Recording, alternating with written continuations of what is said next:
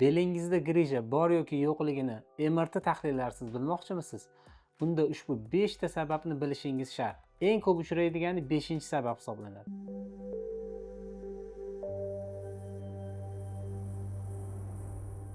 Assalomu alaykum. Men Adhamjon Rahmatullayev, Delta klinikasi kinezolog mutaxassisiman. Grija borligini birinchi simptomi, ya'ni belgisi shundan iboratki, insonni tas qismidan tovonigacha bo'lgan joyda trosga o'xshab tortib turuvchi og'riqlar kuzatiladi. Yoki aksincha, oyoqni orqa tomonidan tizza ostiga qarab boruvchi og'riqlar, ayniqsa tizza ostida ko'proq tortilishlar bo'lsa yoki og'riq dalshi davom etib pastga tovongacha boradigan bo'lsa, bu holatda ko'pincha L5 S1 sohasida qisilishlar mavjud bo'lishi mumkin. Bunda qanday yana aniqlash mumkin? Inson o'tirgan holatida tanasini pastga egib, boshini pastga eggan holatda oyog'ini, tizzasini ochganida tizza orqa tomonidan tortiluvchi og'riqlar kuzatilishi mumkin. Belda grija borligini ikkinchi belgisi bu insonni har qanday vaqtda ham belda va oyoqda og'riqlarni to'xtamasligi.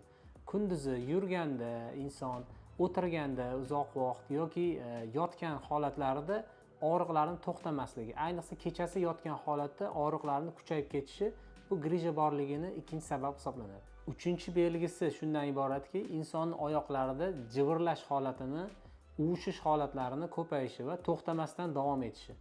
Bu holatda ko'p kuzatganimiz oyoqni jimjiloq barmog'i va unga qo'shni bo'lgan ikkita barmoqda sezuvchanlikning pasayishi ham kuzatiladi. Bu uchinchi belgisi hisoblanadi. To'rtinchi belgisi, agar siz oyoq tovonida yoki oyoq uchida harakatlanmoqchi bo'lsangiz, bu harakatni bajara olmasligingiz hisoblanadi. Bunda grija agar o'ng tarafni qisgan bo'lsa, inson o'ng oyoqlarini uchini yoki tovonini ko'tarishga qiynaladi.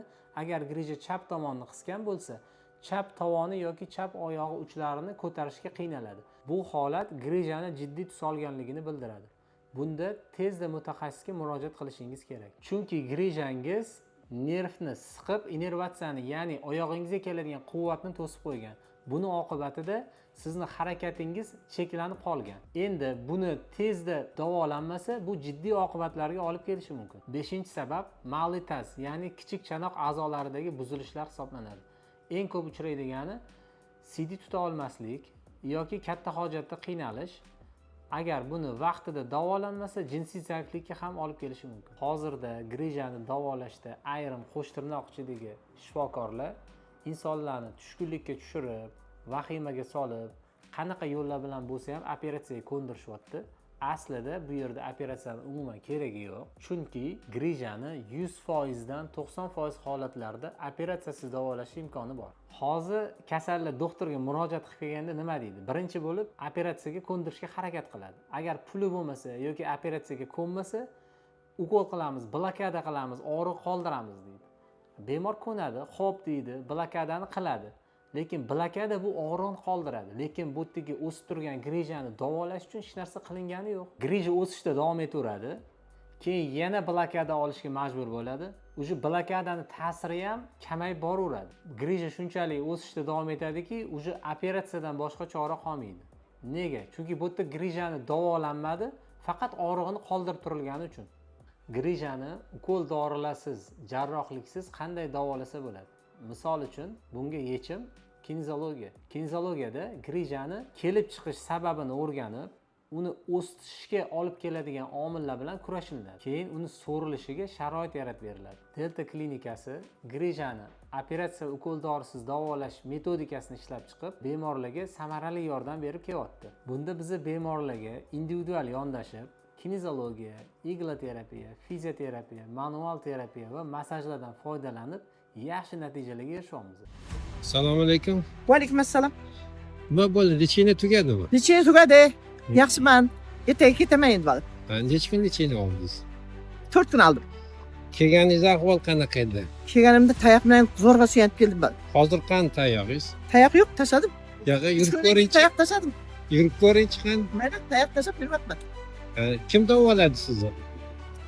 Elmurod davoladi. Yana Sarvar ikkalasi. Juda minnatdorman, xursandman. Doim baxtli bo'lsin, o'sib o'lsin. Elga xizmat qilib, elning duosini olib, doim o'sib o'la birgay. Juda minnatdorman, bunga kelganman, xursandman. Yanimda Hamma viloyatdan kelgan odamlar bor. Boshqa yoqdan, Andijondan, Qoraqalpog'istondan, dedan, Qashqadaryo, Surxondaryo. 20 oyga hassasida yurgan odamlar ham natija olib, quvonib hammasi duo qilib ketyapti. Kinezologiya deganga men qattiq qiziq qoldim-da. Operatsiya yo'q, dori yo'q dedi.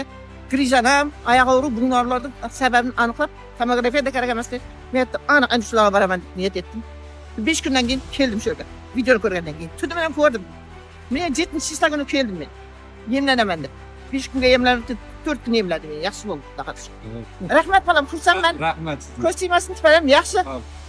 Ishlaganda kamsi yo'q. Rahmat. Avtomobilda ishlagan bolalar yaxshi ekan. Rahmat balam, sog' bo'l. Agar siz grija yoki ushbu muammolar bezovta qilayotgan bo'lsa, Delta klinikasi xizmatingizga tayyor. Videomiz yoqqan bo'lsa, yaqinlarga jo'natib qo'ying. Keyingi videoda ko'rishguncha xayr.